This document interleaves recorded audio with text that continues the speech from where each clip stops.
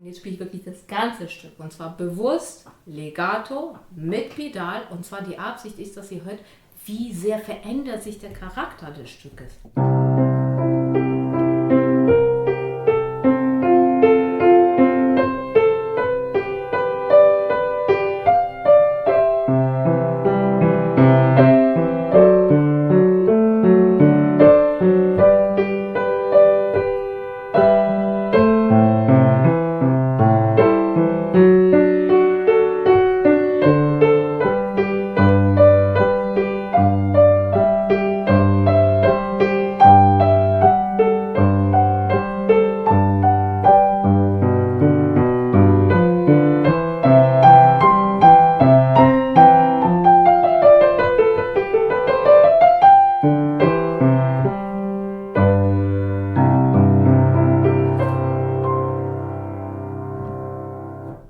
Es ist Romantik, es ist pure Romantik.